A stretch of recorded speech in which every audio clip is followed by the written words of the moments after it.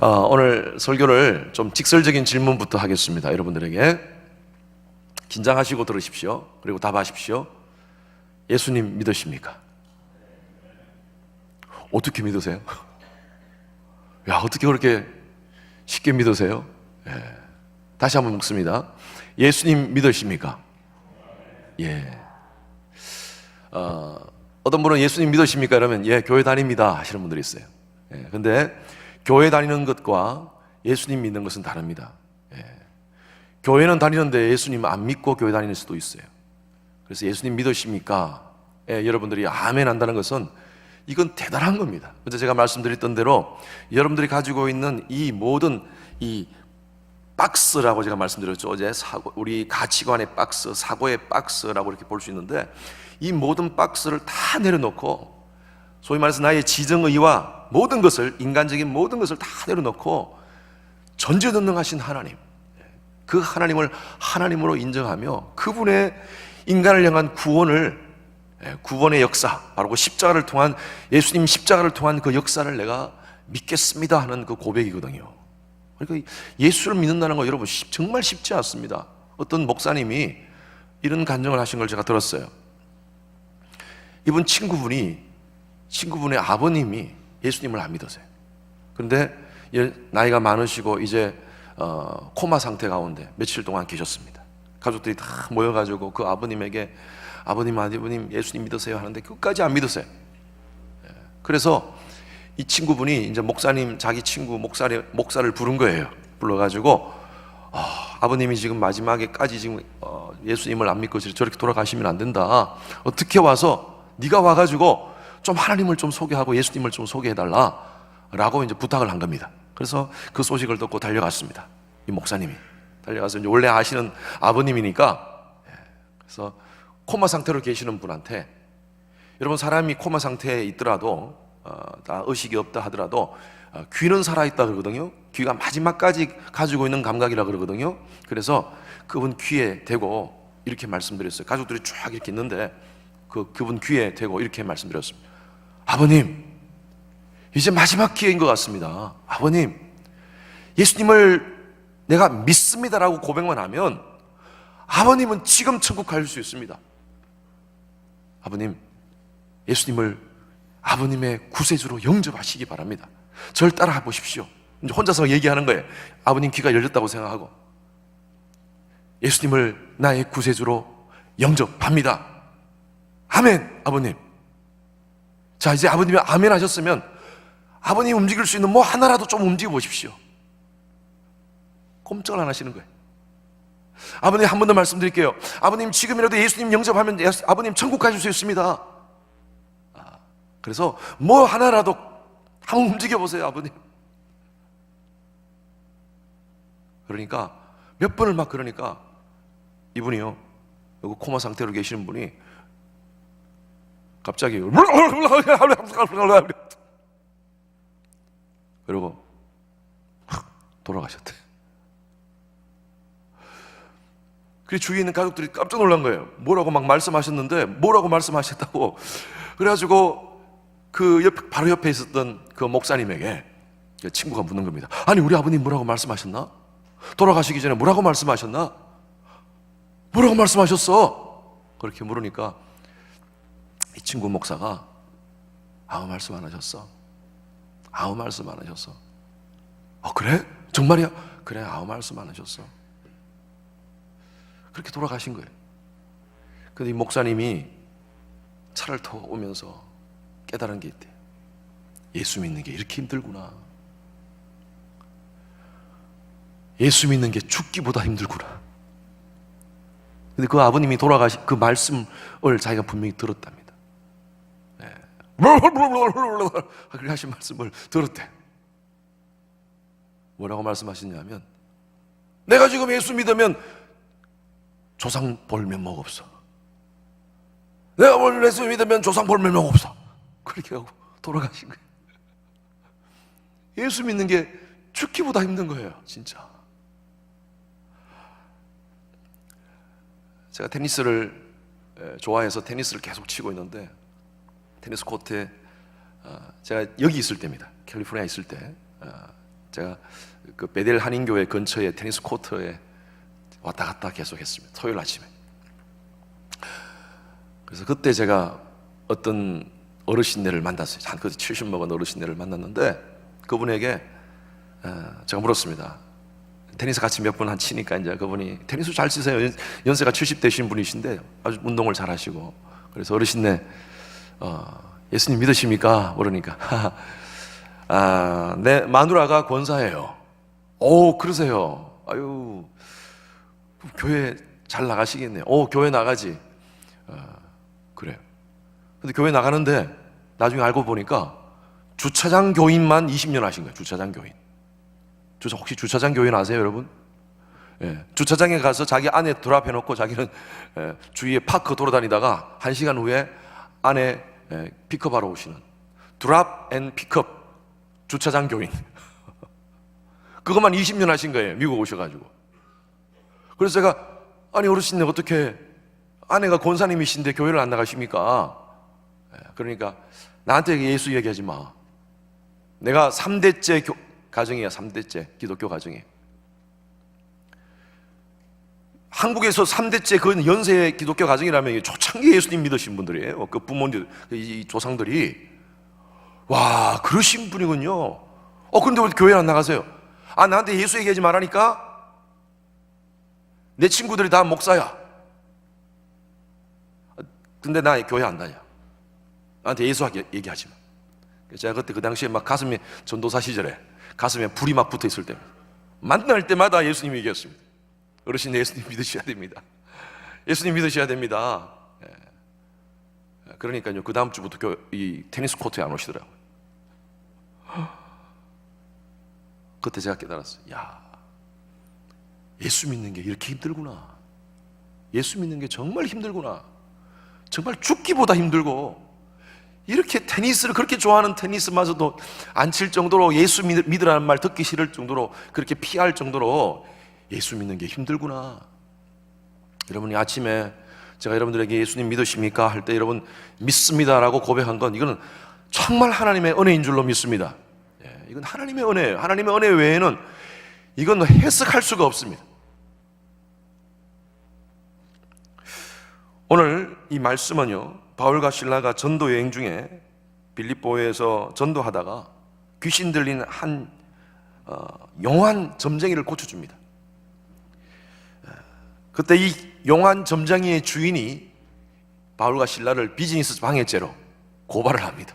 자기 비즈니스를, 이 귀신이 들린 이 사람이 용한 점도 막 치고 했던 사람인데 이 사람이 나와버리니까 얼마나 자기 비즈니스 줄이 끊겨버리잖아요. 그래서 이 바울과 실라를 고소해버립니다. 그리고 이 바울과 실라가 감옥에 가서, 여러분 잘 아는 스토리죠. 감옥에 가서 그 감옥에서 온몸이 피투성이가 되어서 있는 상황 속에서 바울이 얘기합니다. 우리 실라, 우리 이 시간 하나님을 찬양하자, 하나님께 예배드리자. 그러니까 손을 붙잡고 아마 기도하면서 찬송 부르면서 기도했던 것 같아요. 그런데 그때 그 상황 속에서 옥문이 열리기 시작합니다. 갑자기 막 진동이 나기 시작합니다. 기적이 나타난 거죠. 그리고 앞에 있는 그 모든 그 앞에 그 창살이 열려지기 시작합니다. 그때 그 책임을 맡은 간수장이 깜짝 놀라고 와가지고, 아니 왜 이런 일이 벌어지는가? 이제 간수들, 이 안에 있는 이 죄수들이 다 도망갔겠구나 하면서 막 너무 걱정하면서 이제 자기는 죽었다 생각하고 칼을 들어가지고 자기가 스스로 자기를 하려고 하는 그 순간에 사도 바울이 얘기합니다. 잠깐 왜 이러미니? 우리 지금 도망가지 않았어요. 괜찮습니다. 다 네 몸을 상하지 말라. 우리 다 여기 있다라고 그렇게 얘기합니다. 그때 간수가요 뜻밖의 질문을 합니다. 선생들아, 내가 어떻게 하여야 구원을 얻으리이까? 이 사도 바울에게 갑작스러운 질문을 합니다. 어떻게 하여야 구원을 얻겠습니까? 간수는 왜 이러한 질문을 했을까요? 저는 이 물음에 우리가 왜 예수를 믿어야 되는 그 본질적인 답이 있다고 저는 봅니다. 여러분 인생이 뭐라고 생각하십니까? 지금 수많은 사람들이 태어나고 또 많은 사람들이 죽어가고 있습니다.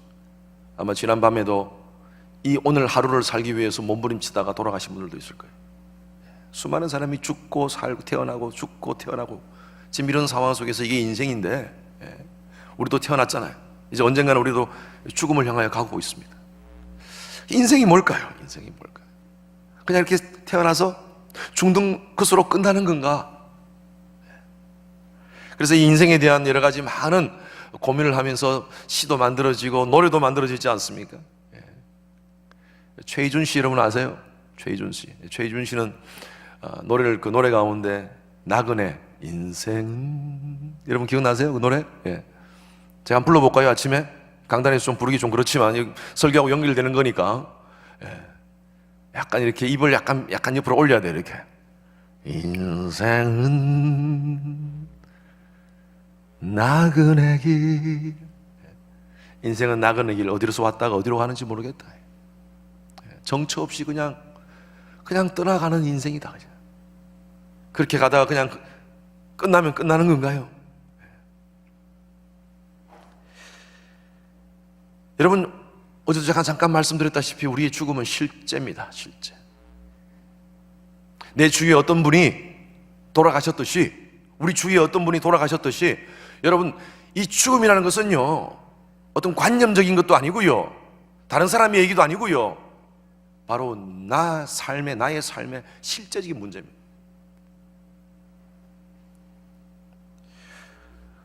여러분, 애플의 CEO, 지금 우리 셀폰, 스마트폰 이것을 만들었던 애플의 CEO 스티브 잡스가 2005년도 6월 달에 스탠포드 대학 졸업식에서 한 연설이 굉장히 아주 유명한 연설이 되었습니다. 근데 그분이 그때 마지막 단락에 죽음에 대해서 얘기를 했습니다. 그 당시에 그분은 췌장암 진단을 받은 상황에서 이제 의사가 당신 3개월 아니면 6개월 산다는 그 진단을 받은 상황에서 그 연설을 합니다. 굉장히 인생을 진지하게 자기가 고민하면서 그 연설을 준비했다고 합니다. 그 마지막에 이렇게 얘기합니다. 누구도 죽기를 원치 않습니다. 천국에 가고 싶다는 사람들조차도 그곳에 가기 위해서 죽기를 원치는 않죠. 하지만 죽음은 우리 모두의 숙명입니다. 아무도 피해갈 수 없죠. 그리고 그래야만 합니다. 여러분들의 시간은 한정되어 있습니다. 그러므로 다른 사람의 삶을 사느라 시간을 허비하지 마십시오. 그렇게 연설하고 나서 6년 후에 2011년에 이분은 사망했습니다. 여러분, 스티브 잡스도 죽었고요, 김일성도 죽었고요, 얼마 전에 철권 통치 50년 쿠바의 카스트로도 죽었습니다. 죽음은 현실입니다. 어떤 불치병 환자 병동의 의사가 쓴 글입니다. 한번 들어보십시오. 의미가 있습니다. 병원에는 많아야 3개월, 6개월 살 수 있는 사람들이 모여 있는데, 이들은 모이면 화투를 치고 어쩌다 돈을 따면 그렇게 좋아한다. 오늘 3만 원 땄다, 오늘 5만 원 땄다, 그렇게 기뻐하는데 그들의 모습을 보면 서글퍼진다. 5만 원이 무슨 의미가 있을까? 3만 원 땄다는 것이 그들에게는 무슨 의미가 있을까? 그러면서 이런 생각을 한다. 그 사람들과, 불치병 환자들과 나와는 어떤 차이가 있을까? 2년, 20년 차이가 있을 뿐, 우리는 무엇을 기뻐하며 무엇을 위하여 바쁘게, 무엇을 기뻐하며 살고 있는가? 뭐 때문에 우리가 이렇게 바쁘게 살고 있어야 돼요?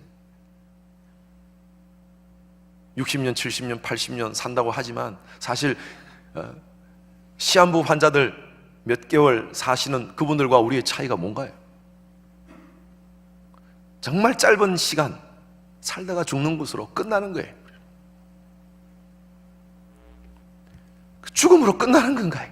그래서 여러분, 인간이 이 고민을 한 거예요. 평생 인간생은 살면서 인생에 대한 고민을 하면서, 그리고 인류 역사가 시작되면서부터 지금까지 고민하는 것이 바로 뭐냐면, 어떻게 하면 인간은 영원한 삶을 살 수 있을까?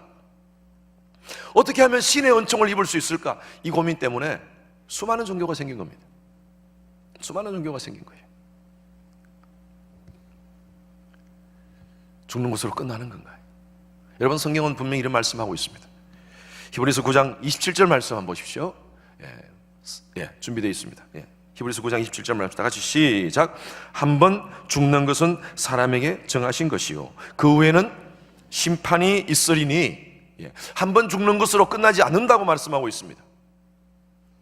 한 번 죽어요. 사람은 죽어요. 근데 죽는 것으로 끝나지 않아요. 개나 소나 돼지나 말은 그냥 죽는 것으로 끝납니다. 그런데 인간은 죽는 것으로 끝나지 않는다고 말씀하고 있습니다. 심판이 있다. 심판. 성경은 자기의 행위에 따라 심판을 받는다라고 얘기를 하고 있습니다.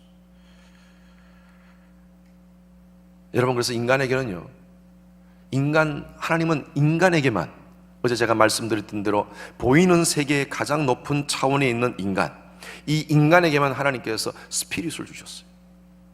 왜 주셨냐 하면 그것을 통하여서 이 안테나를 세워서 하나님을 알 수 있도록 하려고. 하나님을 알 수 있도록 하려고. 인간에게는 이 안테나가 없어요. 인간에게는 이 동물과 소나 개나 돼지는 안테나가 없습니다. 인간에게만 이 안테나를 주신 거예요. 그러나 다만 인간의 죄 때문에 꺾여 있을 뿐이죠. 그래서 이 안테나를 세워서 영적인 것을 통하여서 하나님을 알 수 있도록, 위에 보이지 않는 세계를 볼 수 있는 그런 안목을 가질 수 있도록, 제가 어제 그것을 믿음이라고 말씀드렸습니다.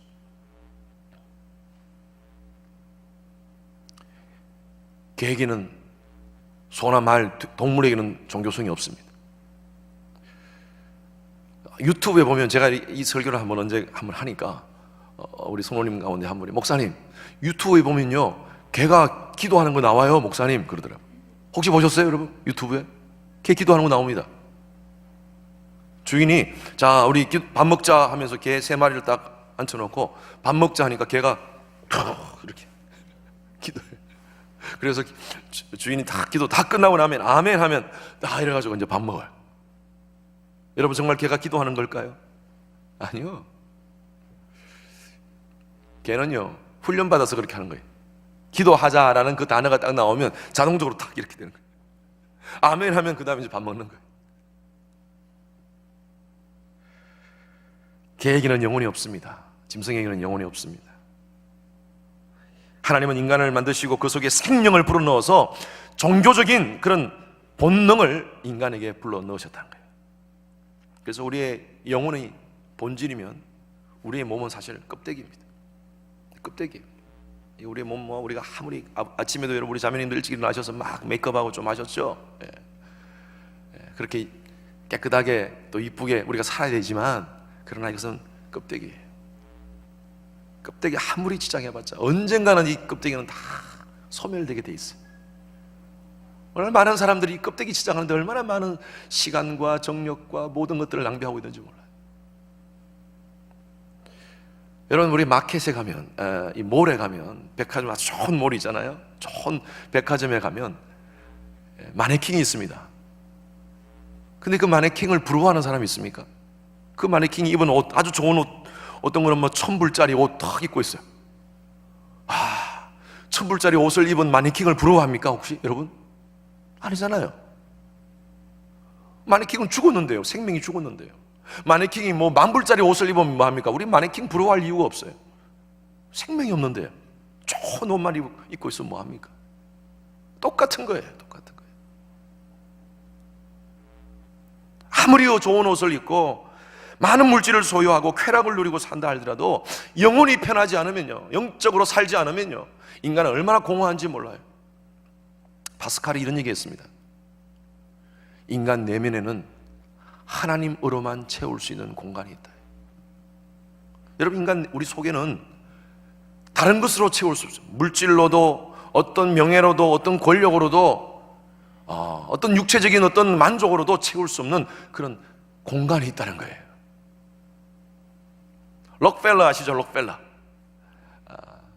지금 빌 게이츠보다 더 많은, 돈으로 따지면, 그 당시에 돈으로 환산해서 따진다면 세계에서 역사적으로 가장 부자였다고 이렇게 얘기를 합니다. 록펠러라는 사람. 그분에게 어떤 기자가 찾아가서 그렇게 얘기했대요. 회장님 이렇게 많은 돈을 벌으셨는데 얼만큼 더 벌면 만족하시겠습니까? 라고 물었대. 근데 이분이 그때 이 얘기를 했대요. Just a little bit more. Just a little bit more. 조금만 더 벌면, 조금만 더 벌면. 여러분, 이 공간이 채워지죠. 다른 곳으로 물질로 채워지잖아요. 여러분, 우리의 그 육체적인 만족도 마찬가지입니다. 뭐 소유뿐만 아니라 어떤 다른 것도 마찬가지. 조금 더 계속 그러고 있어요. 근데 그것이 조금 더 벌면 만족합니까? 아니에요. 이 인간 속에 있는 이 영혼의 공간이 채워져야지 인간은 만족해요. 그래서 인간은 해골 같은 존재예요. 해골 같은 존재. 아무리 막 꾸며도요, 우리는 속에는 해골 같은 존재예요. 죽는다는 거예요, 다. 어제도 제가 말씀드렸다시피 인간은 멀쩡하다가도요, 교회 다니면서 신앙생활 한다고 막 그렇게 하면서 막 뛰어다니다가도 자기 문제만 딱 부닥치면 갑자기 해골로 변해요. 해골로. 전혀 예수 안 믿는 사람 같이, 하나님 모르는 사람 같이. 어제 제가 쥐 얘기했죠. 여러분 기억나십니까? 갑자기 눈 뻘겋게 가지고. 언제 그랬느냐? 해골 같은 존재. 다른 사람뿐 아니라 뭐 여러분이 자신 보면 알 수 있어. 우리는 정말 그런 존재예요. 덜 갈급해하고 속은 썩어가고 계속. 예수님 시절에 빌라도와 그 당시에 로마 병정들 한번 보십시오. 그들은 예수님 죽음에 관심 없어요. 십자가에서 피를 뚝뚝 흘리면서 죽어가는 그 청년이 누군지 관심 없어요. 오로지 돈. 예수님의 옷을 가지고 서로 겉옷 가지고 서로 뽑기하고, 이거 누가 더 가질 것인가. 그렇게 옆에서 죽어가는 그 천지의 하나님, 우주를 창조하신 그 하나님 독생자 예수 그리스도가 이 땅 가운데 오셔서 인간을 구원하시기 위해서 오셔서 온몸이 찢기시고 피를 흘리시는 그 현장 속에서 밑에서 여러분 무슨 짓 하고 있습니까? 돈밖에 없어요. 빌라도는 자기 명예, 자기 어떤 권력 추구, 이거밖에 없어요. 여러분, 해골 같은 인생이에요.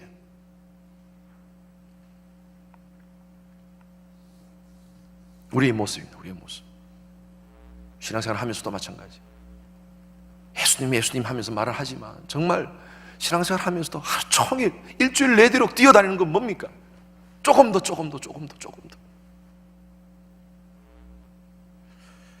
정말 우리에게 정말 예수 믿으십니까? 할 때 예수가 진짜 내가 예수를 믿고 있는지, 예수와 전혀 관계없는 삶을 살고 있지 않은지.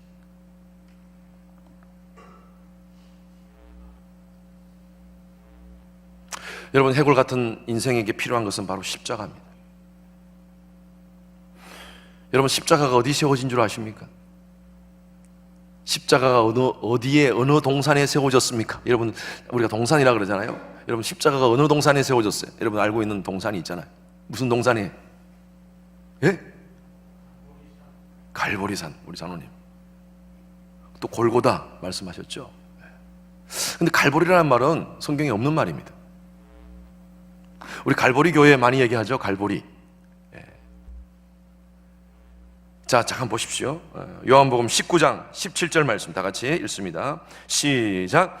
저희가 예수를 맡음에 예수께서 자기의 십자가를 지시고 해골 괄로 열고 히브리 말로 골고다 이라 하는 곳에 나오시니 라고 되어 있습니다.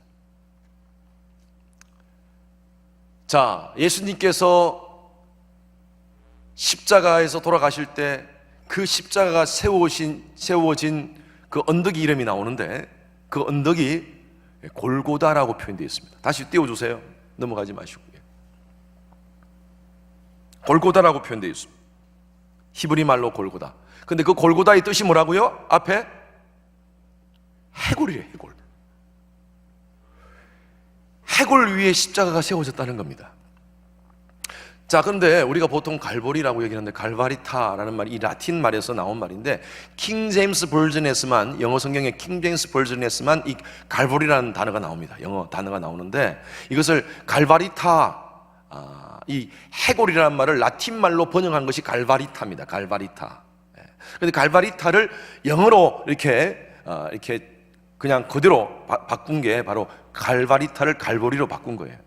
그런데 이 갈보리라는 단어가 이 성경에는 딱 킹제임스 버전에 나오지 우리 한국 성경에는 없습니다. 갈보리라는 말이. 근데 갈보리 교회는 많은데 골고다 교회는 없어요. 그죠? 골고다라는 단어가 조금 말이 좀 이상해서 그런 것 같아요. 우리 한국 사람들한테는. 근데 보세요. 이 갈보리든 골고다든 이 뜻이 뭐냐고요? 해골. 수많은 언덕이 있는데 왜 해골이라는 곳에, 해골이라는 그 언덕 위에 십자가가 세워졌을까요? 하나님의 플랜입니다. 하나님의 플랜. 인생은 해골 같은 존재라는 거예요. 죽을 수밖에 없는 존재예요. 아니, 이미 죽었던, 죄와 허물로 죽었던 존재예요. 그 존재에게 필요한 것은 바로 십자가밖에 없다는 겁니다. 하나님께서 그것을 상징적으로 보여주신 거라고 저는 생각합니다. 인간의 이 죄의 문제, 이 죽음의 문제, 영원한 사망의 문제, 해골 같은 인간에게 필요한 것은 바로 십자가밖에 없다는 거예요. 이 문제를 해결할 수 있는 존재는 바로 예수 그리스도밖에 없다는 것입니다.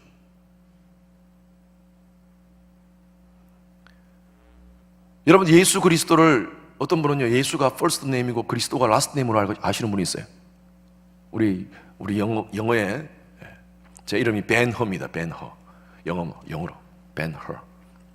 제가 last name이 허고, 제가 신학 다닐 때 미국 친구들이 성, 현, 허, 이 성, 현을 좀 발음하기 힘들다 그래서 그러면 너희들이 잘하는 벤허로 하자 해가지고 벤허로 제가 이름을 했어요. 신학교 친구들은 벤으로 알지 성, 허는 모릅니다. 벤이 first name이고 허가 last name 아닙니까? 근데 많은 사람들이 예수라는 것은 first name이고 이 Christ라는 것은 last name으로 생각하는데 아닙니다. Christ라는 것은 예수님의 신분, 직분입니다. 신분입니다. 바로 그분이 그리스도라는 거예요. 그리스도라는 것은, Christ라는 것은 바로 메시아에서 나왔습니다. 헬라어, 히브리어 머사야, 메시아, 구원자, 구원주. 이스라엘 백성들이 오랫동안 기다렸잖아요. 그 메시아를 인간을 구원할, 이스라엘을, 그 사람들은 그 민족, 자기의 민족을 구원할 구원주로 생각하고 있었죠. 지금도 그렇게 생각하고 있고요. 여전히 그 사람들은 메시아를 지금 기다리고 있습니다. 그 메시아를 기다리고 있어요. 이 메시아라는 이 단어의 헬라 말이 크리스토스라는 말, 크리스토스. 이걸 영어로 바꾸면 크라이스트예요. 바로 그 메시아를 기다리고 있는데 그 메시아가 2000년 전에 오신 거예요. 바로 그분이 바로 예수입니다. 예수. 저희들이 믿는 예수는 바로 그리스도라는 거예요. 바로 그분이 바로 메시아, 인간을 구원할 메시아라는 것입니다. 그래서 우리가 믿는 예수님은 바로 크라이스트로 믿는 거예요. 오늘날 많은 사람들이 예수를 믿는 사람들이 있습니다. 성인으로 믿는 사람이 있어요. 성인, 선지자로 믿는 사람들이 있습니다. 근데 저와 여러분들은 그 예수를 바로 그리스도로 믿는 줄로 믿습니다. 여러분, 굉장히 중요합니다. 신앙생활에. 그래서 해골 같은 인생, 우리 해골 같은 인생에 죽을 수밖에 없는, 아니 이미 죄와 허물로 죽었던 저와 여러분들의 삶 속에 필요한 것은 바로 십자가예요. 십자가. 그래서 이 간수가 이 질문을 한 겁니다. 16장 30절 말씀 한번 봅시다. 한 번 더. 내가 어떻게 하여야 구원을 얻으리이까? 이 사람이 자기 생명이 살고 죽고 떠나서 이 사람 마음 가운데 계속 이 마음 가운데 공허함이 뭐였냐면, 어떻게 해야 구원을 얻을 수 있습니까? 그런데 사도 바울은요, 아주 간단하게 얘기합니다.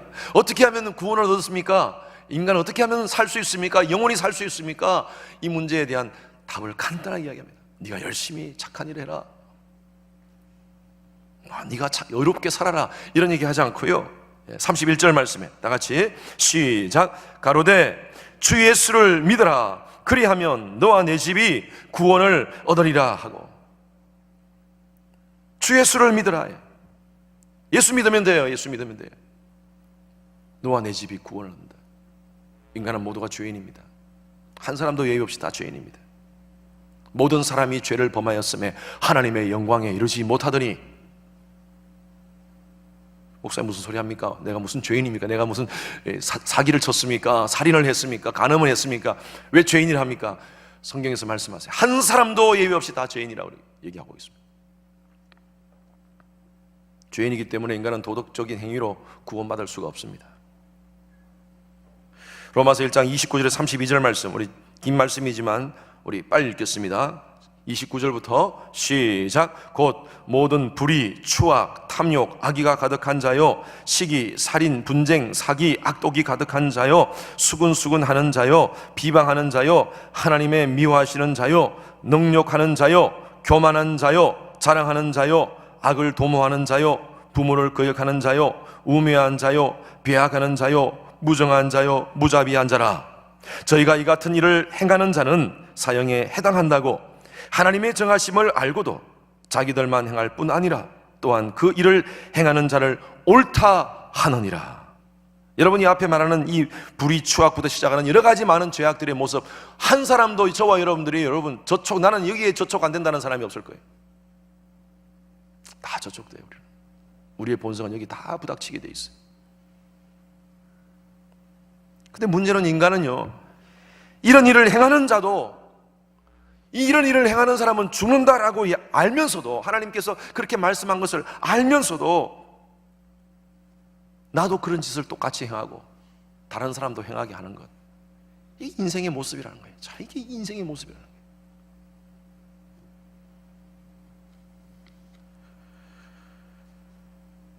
사형당할 수밖에 없는 존재라는 거예요. 하나님의 이런 행위를 행하는 자는 사형에 해당한다. 하나님 분명히 말씀하죠. 죽는다는 거예요. 한 번 죽는 것으로 끝나는 것이 아니라 영원한 심판 가운데 놓이게 된다는 것입니다. 이 심판에 대한 것은 하나님의 절대적인 것입니다. 절대적인 거예요. 그런데 한 가지 하나님께서 길을 열어오신 거예요. 그게 바로 십자가입니다. 십자가.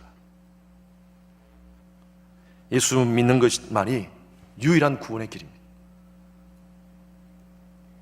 모든 종교는 나름대로 윤리도 있고 가르침도 있습니다. 불교에도 심오한 철학이 있고 유교에도 나름대로 심오한 도덕이 있습니다. 그러나 범죄한 인간을 용서를 받을 수 있는 방법, 인간이 용서를 받을 수 있는 방법은 바로 예수 그리스도밖에 없습니다. 사도행전 4장 12절 말씀 다 같이 읽습니다. 시작. 다른 이로서는 구원을 얻을 수 없나니 천하 인간의 구원을 얻을 만한 다른 이름을 우리에게 주신 일이 없음이니라 하였더라. 예수 외에 구원의 길이 없습니다 라고 얘기하면요, 오늘 많은 사람들이 그렇게 외치는 목사를 옹졸한 목사라고 얘기합니다. 편협한 목사라고 얘기합니다. 자유주의 목사들 가운데서는요, 진리는 하나가 아니다, 진리는 다다라고 얘기합니다.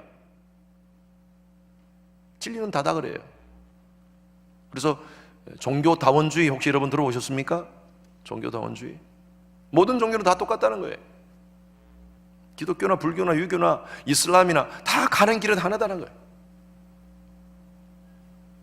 꼭대기 가면 다 똑같다는 거예요. 꼭대기 가면. 그래서 열심히 불교를 믿으라. 불교 열심히 구도하고 닦으면, 도 닦으면 좋은 길로 간다.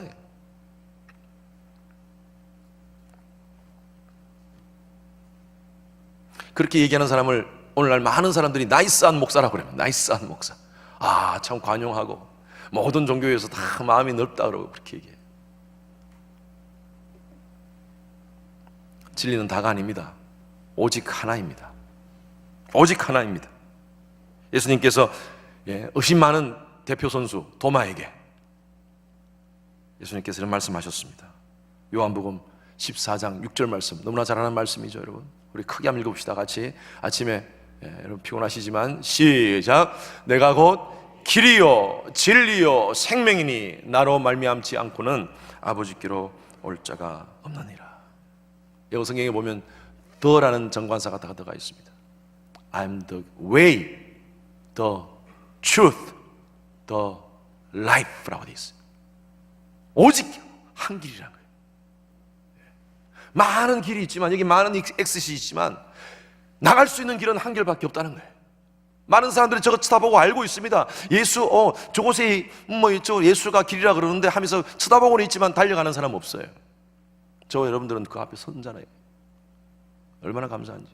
예수를 믿는다고 하는 건 그 예수님께서 유일한 구원의 길임을 알고 그 앞에 서 있는 자들입니다.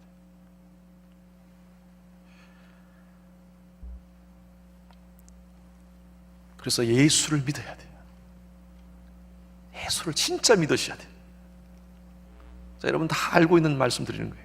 그러나 정말 중요한 메시지예요, 여러분. 우리의 신앙생활 삶에 정말 중요한 메시지. 해골 같은 우리 인생에 필요한 것은 십자가밖에 없습니다. 예수를 믿는다는 의미가 뭘까요? 그렇다면 31절 말씀 한 번 더 띄워주세요.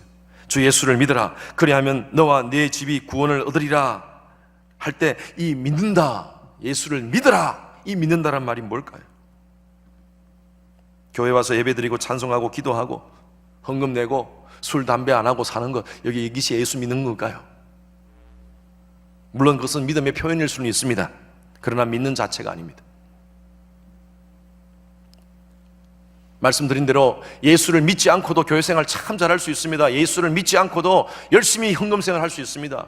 예수 믿지 않고도 선교 다닐 수 있습니다. 예수를 믿는다는 것이 뭘까요? 여러분, 이 믿는다는 것은요, 원문의 의미에는요, 맡긴다는 의미가 있습니다. 맡긴다는 의미가 있어요. 영어로 우리 표현하자면 좀 surrender.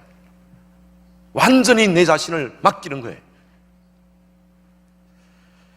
다른 말로 하면요, 하나님의 통치를 내 삶 가운데 인정하는 거예요.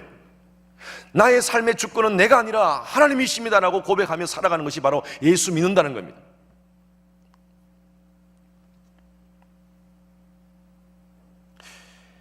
자, 오늘 말씀 16장 말씀, 사도행전 16장 말씀을 계속 보겠습니다. 32절 34절 말씀 한번 보십시다. 예수를 믿고 난 후에 이 사람들의 모습을 한번 봅시다. 32절부터 큰 소리로 같이 읽습니다. 시작. 주의 말씀을 그 사람과 그 집에 있는 모든 사람에게 전하더라. 밤 그 시에 간수가 저희를 데리다가 그 맡은 자리를 씻기고 자기와 그 권속이 다 세례를 받은 후 저희를 데리고 자기 집에 올라가서 음식을 차려주고 저와 온 집이 하나님을 믿었으므로 크게, 따라하십시오, 크게 기뻐하니라. 여러분, 예수를 믿고 나서, 예수님을 영접하고 나서 마지막 이 반응이 뭐냐면요, 일어났던 반응이 뭐냐면, 예수를 믿고 나서 온 집이 하나님을 믿었으므로, 넘어가지 마시고, 온 집이 하나님을 믿었으므로 어떻게 해요? 까꿍. 여러분 다들 지금 깨 계시죠? 예. 자, 다시 한번 봅시다. 온 집이 하나님을 믿었으므로, 크게 기뻐했다는 거예요. 여러분, 이게 예수 믿는 사람들의 반응의 모습이에요. 예수를 믿으면 이 현상이 나타납니다.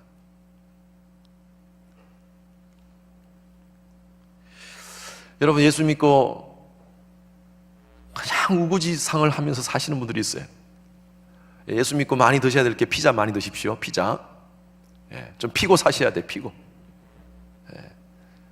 세상에 살면서 안 피면 큰일 나는 게 두 가지입니다. 낙하산 꼭 피해야 되고요. 뛰어내릴 때 낙하산 피해야죠. 그리고 인상 피고 사셔야 돼. 예수 믿는 사람들은 좀 표정이 달라야 돼요. 왜 그런 줄 아세요?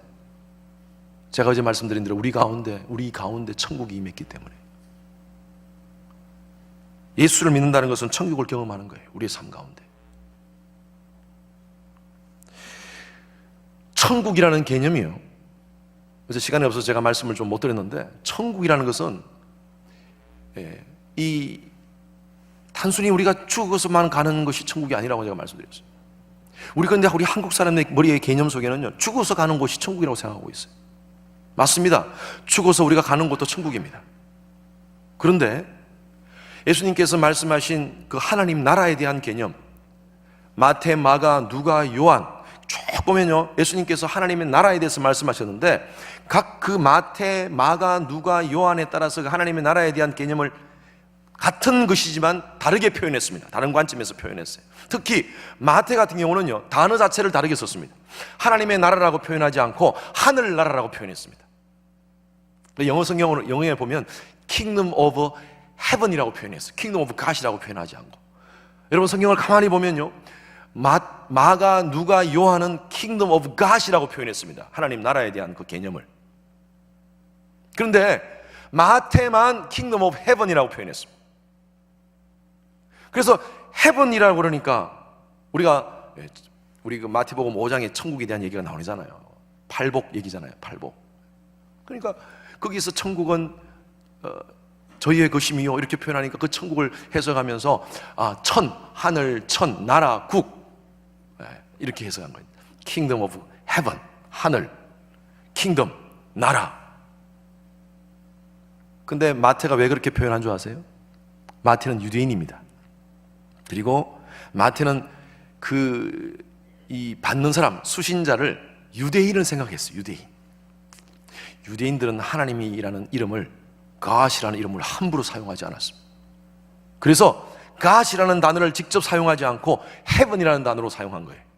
그것을 우리가 번역을 하면서, 이 성경이 번역되면서, 한국에 번역되어 오면서 천, 하늘, 천, 나라, 국으로 번역된 거예요. 그래서 과거에 우리 목사님들이 이 천국에 대한 개념을 가리키면서, 우리는 죽어서 우리가 30년, 40년 우리가 복음을 받아들일 때, 우리 한국이 복음을 받아들일 때 얼마나 힘들 때입니까? 그때 우리는 죽어서 빨리 천국 갑시다. 우리는 빨리, 우리의 소망은 여기는 없습니다. 힘들고 어려운 삶을 살고 있으니까 우리는 빨리 죽어서 천국 갑시다. 천국에 대한 소망을 주었어요. 그런데 여러분, 사복음서를 가만히 보면 죽어서만 가는 것이 천국이 아니에요. 우리가 예수님을 영접하는 그 순간이 천국이에요. 천국을 맛보는 순간이에요. 그래서 이 땅 가운데 우리는 천국을 경험하며 살아야 돼요.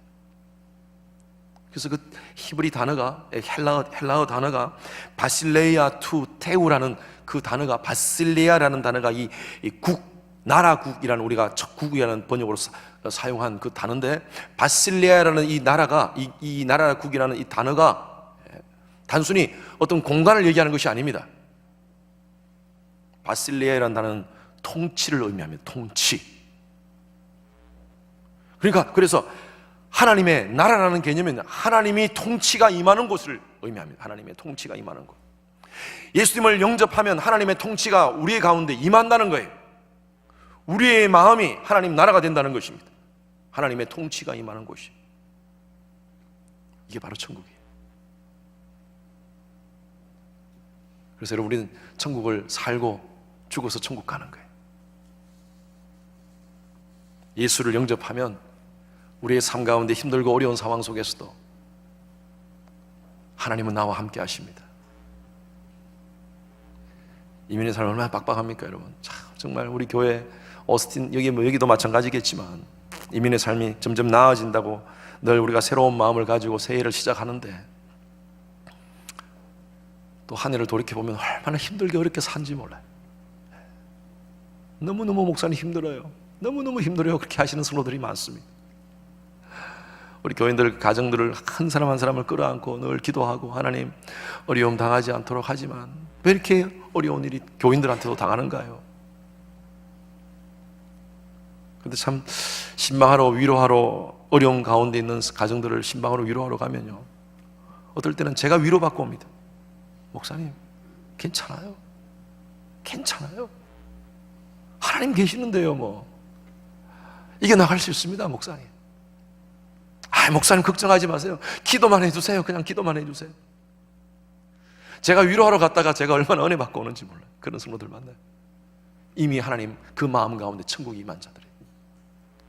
여러분, 다윗이 시편 23편을 쓰면서 우리가 너무나 잘 아는 말씀이죠. 여호와는 나의 목자시니 내가 부족함이 없으리로다.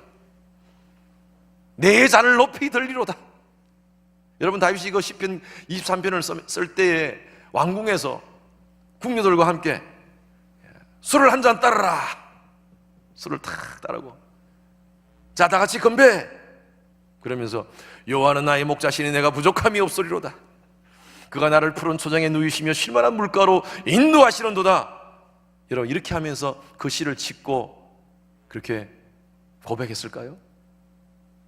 아니요. 정말 실존적인 위험 가운데서, 당장 내가 지금 몇 시간 후에 내 삶이, 내 생명이 어떻게 될지 모르는 그런 상황 속에서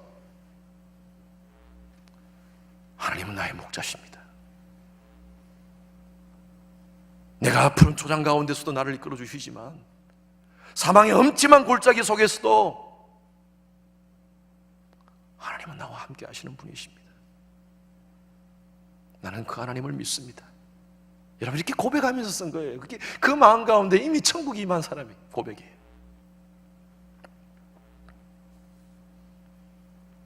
저와 여러분들은 천국이 보장되어 있는 자인 줄로 믿습니다. 그런 자로서 이 땅 가운데 천국을 누리며 삽시다. 힘들고 어려운 상황 속에서도 천국을 맛보며 성국을 고백하며 삽시다. 교회는 천국을 맛보는 공동체입니다. 하늘로 커뮤니티 교회가 오늘 우리 다 이제 하늘로 우리 식구들만 오신 것 같은데 이곳에서 천국을 맛보셔야 돼요. 이곳에서 천국을 맛보지 못하는 사람은요 진짜 천국을 누릴 수가 없습니다. 가정에서도. 교회 생활이 얼마나 중요합니까? 교회 생활이 불편해지면요 집에서도 불편하고 삶이 불편합니다. 다 그런 경험 해보잖아요. 교회 생활이 정말 천국을 맛보면서 정말 행복하면요 삶이 행복합니다. 아니, 내 환경과 상관없어요. 내가 돈을 많이 벌고 적게 벌고 그거 상관없어요. 교회 생활이 행복하면 여기서 천국을 누려야 돼요. 천국을.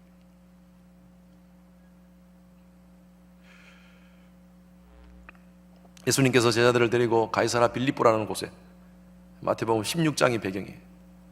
가이사라 빌립보라는 곳에 제자들을 데리고 갑니다. 여러분, 가이사라 빌립보라는 지역은요 빌립이라는 헤롯 아들입니다. 헤롯 아들. 헤롯 빌립입니다.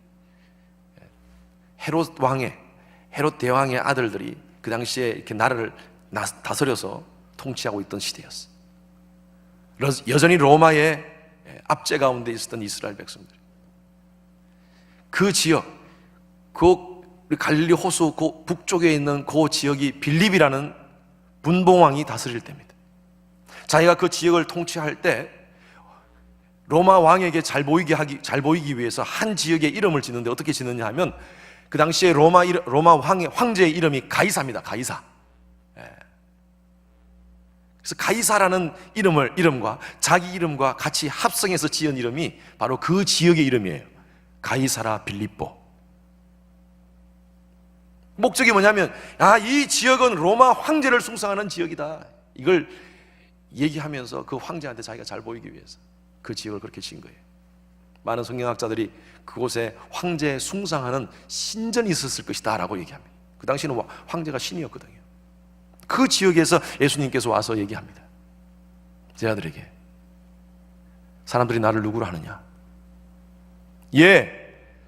선지자라 그럽니다. 엘리야와 같은 그런 존재라 그럽니다. 아, 그래? 그렇다면 너희들은 나를 누구로 하느냐? 예수님께서 묻습니다. 그때 시몬 베드로가 아주 귀한 고백을 하죠. 마태복음 16장 16절 말씀 다 같이 시작. 시몬 베드로가 대답하여 가로되 주는 그리스도시요 살아계신 하나님의 아들이시니라. 여러분, 이 대단한 고백입니다. 대단한 고백이에요. 주는 그리스도십니다. 그리스도라는 말이 메시아라는 말이라고 말씀드렸죠. 바로 당신은 주인이십니다. 많은 사람들이 가이사를 주인이라고 인정하는 이 시대 속에서 나는 당신을 주인으로 인정하고 싶습니다. 그렇게 고백합니다. 그리고 당신은 바로 우리가 지금까지 기다려왔던, 이스라엘이 기다려왔던 바로 그 메시아 그리스도십니다. 당신은 바로 살아계신 하나님, 살아계신 걸 고백해요. 살아계신 그 하나님, 인격적인 그 하나님, 그 하나님의 아들이십니다. 여러분, 그렇게 고백하십니까? 아멘입니까, 여러분? 여러분, 그 고백 없이는요 우리가 천국을 경험할 수가 없어요. 진짜 예수를 믿는다는 것은요 이 고백 위에 세워지는 거예요. 예수님께서 말씀하시잖아요. 내가 그 고백 위에 교회를 세우겠다.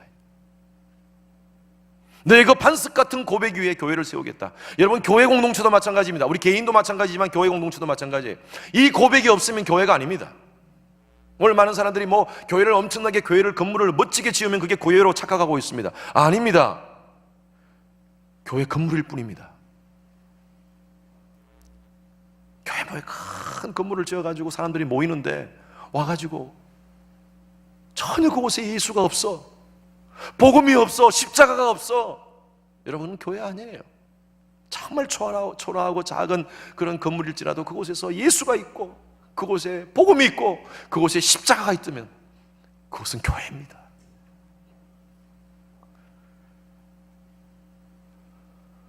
우리 하나님 커뮤니티 교회가 진짜 그 고백을 하기를 바랍니다. 고백하셔야 돼요. 늘 고백하셔야 돼요. 주는 그리스도시요 살아계신 하나님의 아들입니다. 저는 새벽 기도 때마다, 여러분 교회가 화요일부터 계속 새벽 기도를 이렇게 하신다고 하는데, 새벽 기도 때마다 여러분 그 고백을 계속 했으면 좋겠어요. 주는 그리스도시요 살아계신 하나님의 아들이십니다. 고백하며 살아야 돼요. 고백 안 하면서 살아가지고 얼마나 고통당한 한국의 역사에, 역사에 있는 인물인지 모르지만 우리 과거에 두 사람이 있었습니다. 여러분 혹시 아십니까? 그 사람 누군지 아세요? 고백 안 해가지고 아주 그냥 인생을 힘들게 살았던 사람. 모르실 거예요. 갑돌이하고 갑순이에요, 여러분. 제가 불러볼까요, 그 노래? 갑돌이와 갑순이는 한 마을에 살았더래요. 둘이는 서로 사랑을 했더래요. 그러나 둘이는 마음뿐이래요. 모르는 척 했더래요. 마음만 있으면 뭐합니까? 말도 안 하고. 그러다가 갑순이는 시집을 갔더래요. 시집 간 날 첫날 밤에 달 보고 울었더래요. 갑순이 마음은 갑돌이뿐이래요. 겉으로는 거기까지 끝 했더래요. 고백 안 하면 안 돼요. 고백 안 하면. 사랑하는데 고백 못 해요. 그러면 안 돼요. 우리 그리스도인의 삶 가운데 예수님을 고백한다는 것은 삶을 동반해야 되는 겁니다. 말로만 고백하는 것이 아니라, 주님 사랑합니다, 그것으로 고백하는 것이 아니라 우리의 삶을 통하여서 나타나야 돼요.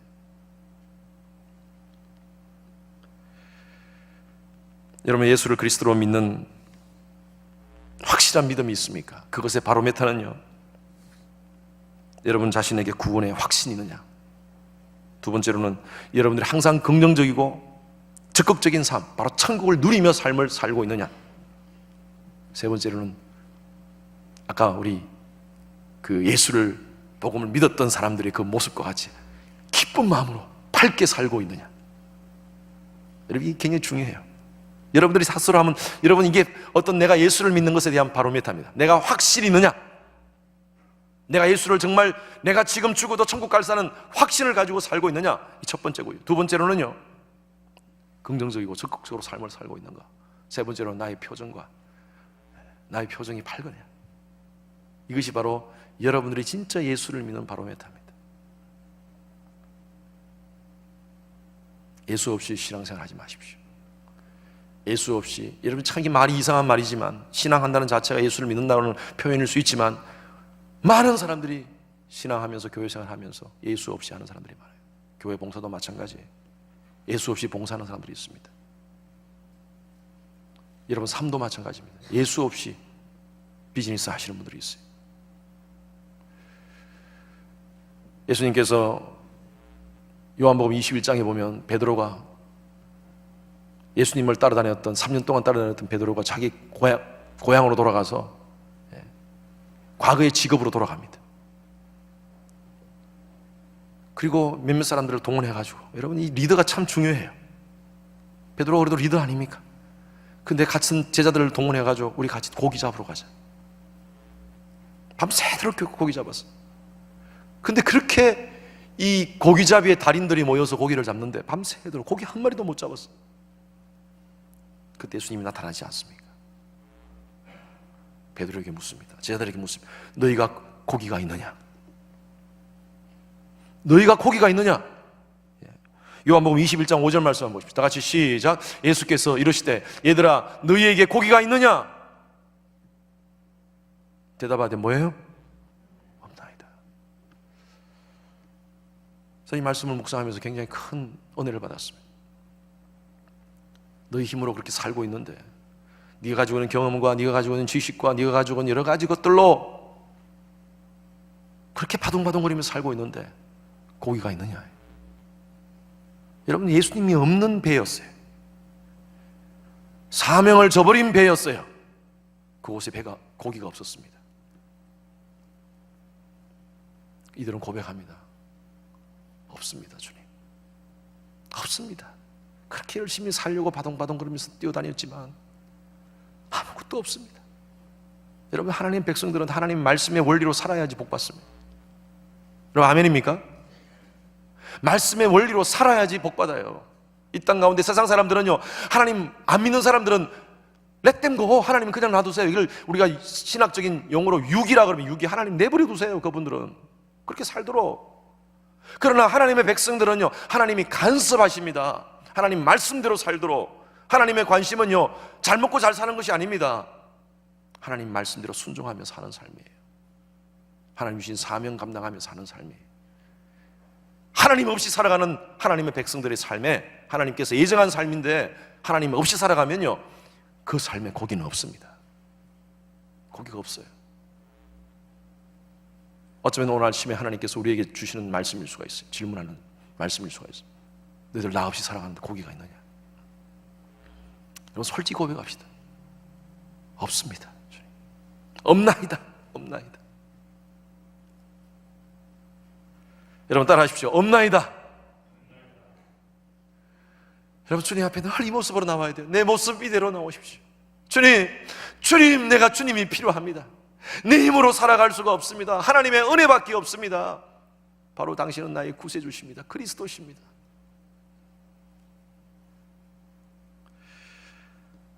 예수님께서 제자들에게 엄청난 기적을 베풀어 주셨어요. 고기 153마리를 잡는 은혜를 주셨어요. 주의 말씀에 따라서 순종하고 거물을 내렸을 때 153마리를 잡습니다. 기적을 경험한 거예요. 그리고 예수님께서 베드로를 부르십니다. 부르시고, 네가 나를 사랑하느냐? 네가 나를 사랑하느냐? 베드로가 3년 동안 예수님을 따라다녔지만 여전히 그 속에 예수가 없었어요. 어제 제가 말씀드린 대로 내가 지금까지 다 버리고 주를 따랐는데 주님 뭐 없습니까? 우리에게 무엇을 주시렵니까? 그게 베드로의 본래의 모습이에요. 본래의 모습. 예수님을 따를 때도 그 마음으로 따랐던 거예요. 지금까지. 예수님께서, 부활하신 예수님이 제자들 나타나시고 베드로에게 그렇게 물은 거예요. 네가 나를 사랑하느냐? 3번이나 물으시면서 그 사랑하는, 나를 사랑하는 동기로 삶을 살아라. 나를 사랑하는 동기로 사역을 감당하라. 예수님께서 그 말씀하시는 거예요. 그때부터 이 베드로는 그 10년 가운데 예수를 품습니다. 진짜 예수를 품어요. 예수를 그리스도라고 인정하며 삽니다. 여러분, 사도행전 보십시오. 베드로가 사도행전의 그 베드로의 삶은 완전히 180도 다른 삶입니다. 복음을 선포할 때 3,000명, 5,000명이 주님께로 돌아오는 놀라운 역사가 있었어요. 예수님 따라다닐 때는요, 정말 아픈 사람 기도할 때 한 사람도 안 나왔어요. 기적이 안 나타났어요. 그런데 그 후로부터 예수님을 그 삶 가운데 품고 나서부터, 예수를 그리스도로 진짜 고백하고 나서부터 베드로의 삶은 180도 다릅니다. 엄청난 복음적 사역을 감당합니다.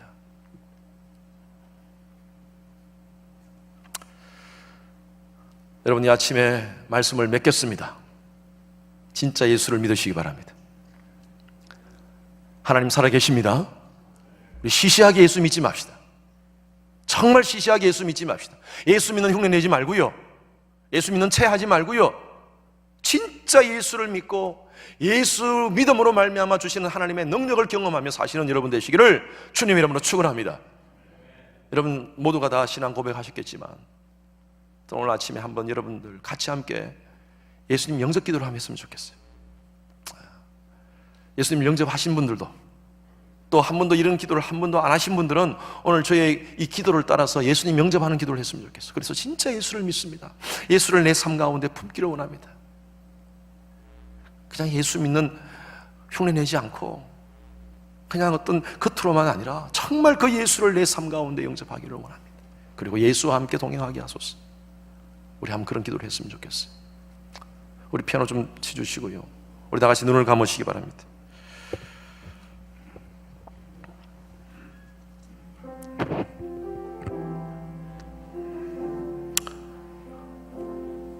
우리의 삶에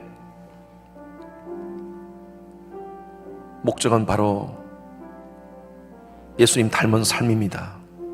예수를 닮는 삶을 살기 위해서는 우리 속에 예수님이 계셔야 됩니다. 우리 시간 진심으로 주님 앞에 한번 고백하는 기도를 하겠으면 좋겠어요. 제가 먼저 기도하고 제가 저희의 기도를 따라 했으면 좋겠습니다. 제가 먼저 기도하겠습니다. 하나님, 예수는 그리스도십니다. 오늘 이 아침에 저희들이 이 말씀을 받고 정말 신앙의 본질, 예수가 그리스도임을 다시 한 번 더 고백합니다. 이 시간 저희들이 예수님을 우리 심령 가운데 모시는 기도를 드립니다. 성령께서 친히 우리 입술을 주장하시고 우리의 생각을 주장하시고 우리의 의지를 주장하시사 진심으로 고백하는 귀한 시간 되게 하여 주시옵소서. 우리 큰 소리로 같이 함께 따라해 주시면 감사하겠습니다. 사랑의 주님, 저는 죄인입니다. 예수님께서 나의 모든 죄를 지시고 십자가에서 해결하시고 부활하시고 승천하시고 다시 오심을 믿습니다. 이 시간 내 마음 가운데 예수 그리스도를 나의 구세주로 영접합니다. 지금부터 나의 삶을 예수와 함께 살겠습니다. 나를 인도하여 주시고 영원까지 함께 하여 주시옵소서. 제가 기도하겠습니다. 하나님 아버지, 우리 성도님들 예수님을 나의 구세주로 영접하며 주님 앞에 기도를 드렸습니다. 이 믿음의 고백이 변치 않는 고백이 되게 하시고 주님 오시는 그날까지 흔들리지 않는 고백 되게 하여 주시옵소서. 특별히 이 아침에 예수님을 처음으로 영접하신 분들은 하나님 붙잡아 주시사 신앙생활 잘 할 수 있도록 도와주시고 단순히 교회만 다니는 삶이 아니라 예수를 나의 구세주로 영접하고 예수 닮는 삶을 사는 그런 귀한 삶이 되게 하여 주시옵소서. 감사드리며 살아계신 예수 그리스도 이름으로 기도드렸습니다. 아멘.